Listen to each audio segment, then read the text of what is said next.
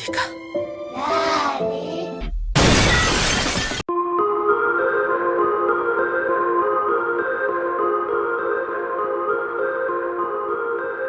Ohayo minasan, dimanapun kalian berada, baik itu di nyata maupun di dunia paralel. Kembali lagi dengan Mimin Mr. K di channel Oni Project. Oke, di video kali ini Mr. K Oni Project akan melanjutkan pembahasan tentang rangkuman movie Jujutsu Kaisen Zero dalam part 4. Bagi yang belum menonton part lain, silahkan klik link yang ada di deskripsi video ini. Sebagai disclaimer, isi rangkuman ini Mimin ambil dari manga Jujutsu Kaisen Zero chapter 4. Jadi apabila terdapat sedikit perbedaan antara rangkuman ini dengan movie-nya, mohon untuk dimaklumi. Karena biasanya di movie akan terdapat pengurangan cerita atau tambahan cerita, tapi tenang saja, perbedaannya pasti hanya sedikit. Cerita di movie-nya tidak mungkin melenceng jauh dari manganya. Sebagai informasi, movie Jujutsu Kaisen Zero sudah tayang serentak di bioskop Indonesia sejak tanggal 16 Maret 2022. Movie ini berjudul Gekijo Ban, tapi kalau di manganya berjudul SMK Jujutsu Tokyo Metropolitan. Tontonlah, jangan sampai kalian lewatkan, karena ini sangatlah seru teman-teman. Oke, sebelum memulai pembahasan rangkumannya, silahkan klik like dan subscribe-nya ya. Terima kasih. Oke, mari kita mulai. Ikuzo Mina. Video ini merupakan rangkuman final atau rangkuman terakhir dari movie Jujutsu Kaisen Zero. Oke, pada video part 4 kali ini, perang antara Saman Sekolah Jujutsu melawan Geto dan antek-anteknya akhirnya telah dimulai. Semua roh kutukan dan antek-antek Geto telah menyerang lokasi yang telah ditentukan pada saat perjanjian perang. Sedangkan Geto sendiri malah menyerang Yuta dan teman-temannya di sekolah Jujutsu. Oke, pada scene awal, di video part 4 kali ini, kita akan diperlihatkan bahwa Yuta datang untuk menolong teman-temannya yang telah sekarat karena telah dibantai oleh Geto. Terdapat hal menarik di sini. Kutukan Rika terlihat cemburu kepada Yuta karena Yuta terlihat memperlakukan Maki dengan sangat istimewa. Awalnya, kutukan Rika ingin sekali membunuh Maki, tapi Yuta langsung memberikan tatapan dan kata-kata sinis kepada kutukan Rika. Lalu kemudian, Yuta dan kutukan Rika pun akhirnya akan melawan Geto. Di sini walaupun Geto telah berbuat kejam kepada Maki, Toge dan Panda, tapi dia begitu sangat adil dalam melakukan pertarungan melawan Yuta. Pada saat Yuta sedang melakukan penyembuhan terhadap teman-temannya, Geto tidak menyerang Yuta karena dia tahu bahwa penyembuhan membutuhkan sihir pembalik di mana sihir tersebut membutuhkan waktu. Jadi Geto berhenti untuk menyerang dan menunggu Yuta untuk siap berduel dengannya. Mereka pun akhirnya memulai baku hantam. Di sini Yuta menggunakan alat yang menarik untuk melawan Geto. Yuta menggunakan speaker atau toa yang telah digambar segel kutukan milik keluarga Inumaki. Yuta menggunakan toa tersebut untuk menggunakan teknik perkataan terkutuk milik Toge Inumaki. Hanya dengan satu kata, yaitu mati.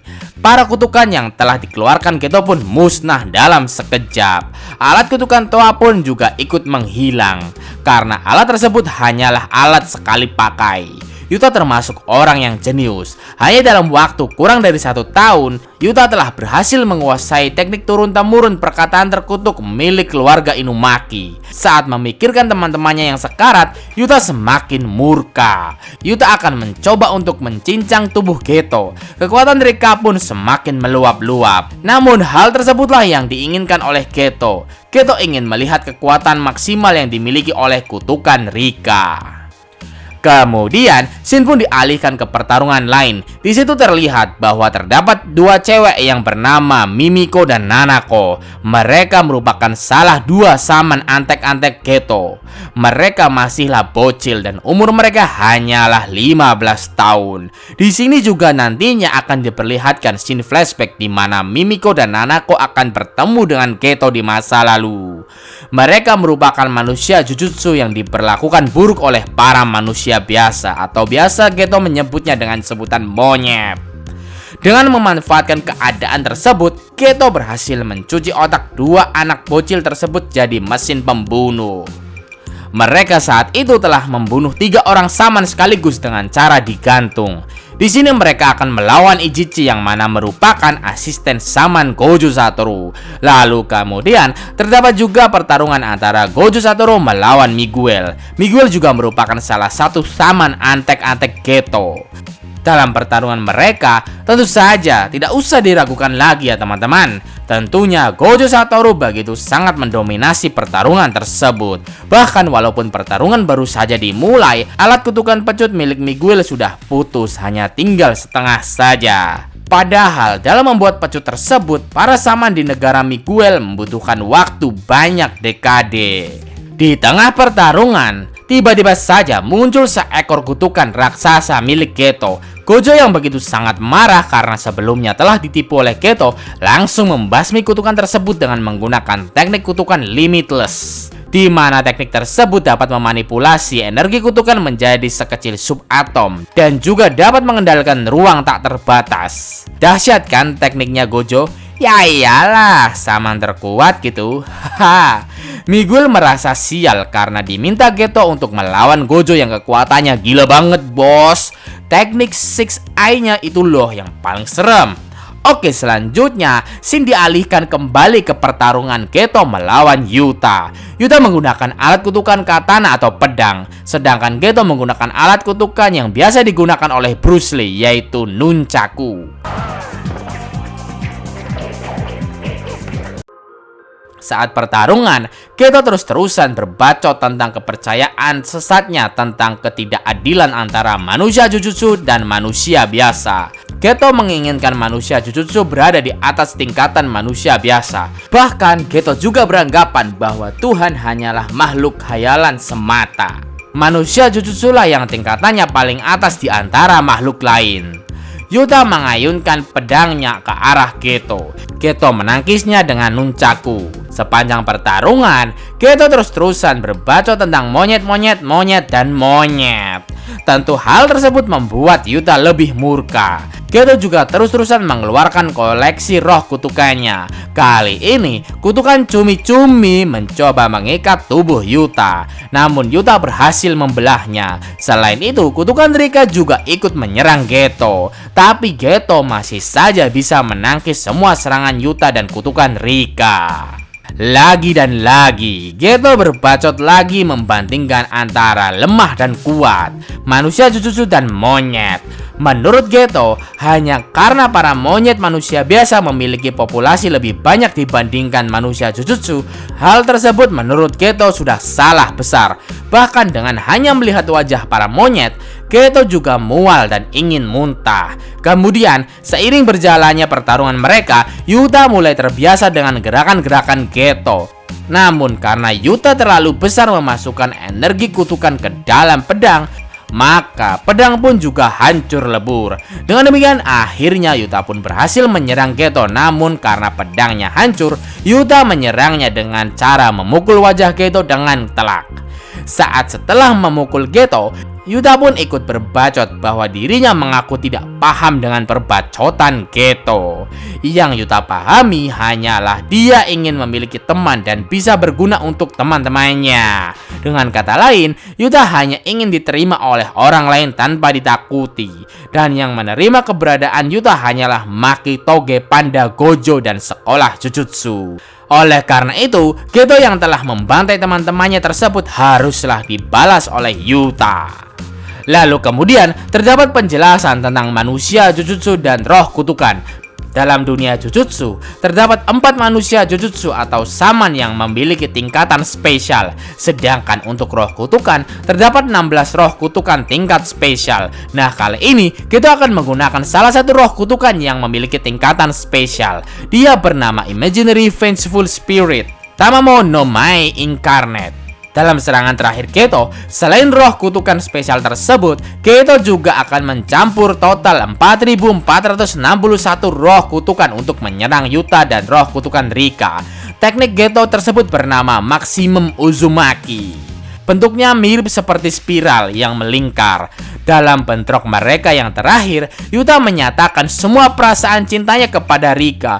Yuta mencium kutukan Rika dan meminta Rika untuk memberikan kekuatan penuh untuk mengalahkan Geto. Karena hal tersebut, roh kutukan Rika pun semakin semangat dan membara. Kekuatannya begitu sangat meluap-luap. Serangan terkuat mereka pun akhirnya saling bentrok, dan hasil akhirnya Yuta dan roh kutukan Rika menang, dan Geto kalah telak dan memiliki luka yang cukup parah, tapi dia masih bisa hidup.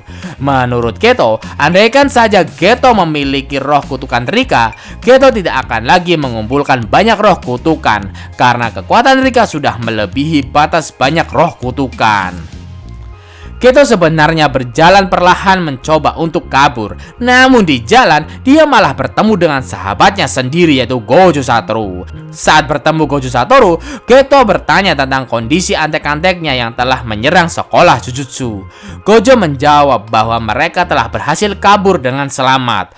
Lalu kemudian, Gojo pun akhirnya membunuh sahabatnya sendiri yaitu Geto. Scene pun dialihkan kembali ke Yuta. Setelah semuanya beres, Maki, Toge, dan Panda pun telah sembuh dari kondisi sekaratnya. Kemudian, tiba-tiba saja muncul sosok roh kutukan Rika dalam keadaan tubuh bocil manusia. Di sini, Gojo datang dan menjelaskan semuanya. Sebelum itu, terdapat hal menarik di sini. Saat Gojo datang, semua muridnya tidak ada yang mengenali Gojo karena telah membuka penutup matanya. Oke, lanjut. Gojo pun menjelaskan bahwa Yuta telah berhasil membebaskan roh kutukan Rika. Faktanya, ternyata bukan Rika lah yang mengutuk Yuta, tapi Yuta lah yang mengutuk Rika. Dengan kata lain, pada saat Yuta melihat Rika tertabrak mobil truk, Yuta tanpa disengaja bergumam untuk meminta Rika tidak mati dan meminta supaya Rika selalu ada di sisi Yuta. Lalu kenapa hanya dengan bergumam Rika bisa menjadi roh kutukan, bahkan bisa dibilang Rika itu ratu kutukan? Itu sebenarnya Yuta merupakan anak dari keturunan Sugawara no Michizane. Ternyata Yuta dan Gojo itu saudara jauh. Ya, jauh banget sih. Siapa Sugawara no Michizane? Mereka merupakan salah satu keluarga Jujutsu yang masuk dalam kelompok Great Vengeful Spirit. Mereka adalah Shaman Jujutsu yang super duper luar biasa kuat. Jadi ya wajar aja kalau Yuta bisa mengutuk roh Rika. Lalu kemudian, setelah semua yang terjadi setelah Yuta mengetahui bahwa dirinya lah yang salah telah mengutuk Rika, Yuta pun menangis dan Rika pun memeluk Yuta dan pamit untuk pergi ke alamnya orang mati. Rika pun menghilang dan cahaya pun terbang ke langit. Lalu kemudian di scene terakhir, terlihat bahwa Gojo dan para muridnya memulai sekolah Jujutsu kembali. Oke, rangkuman movie Jujutsu Kaisen Zero tamat. Bagaimana pendapat kalian tentang cerita ini? Serukah? Bosankah? Kalian sudah nonton movie-nya belum di bioskop? Kalau Mimin sih udah. Oke, silahkan tulis pendapat kalian tentang movie Jujutsu Kaisen Zero di kolom komentar ya teman-teman. Oke, seperti itulah pembahasan tentang rangkuman movie Jujutsu Kaisen Zero part 4. Mohon maafkan Mr. K apabila terdapat kesalahan dalam pembahasan ini. Arigatou gozaimasu and see you di next video.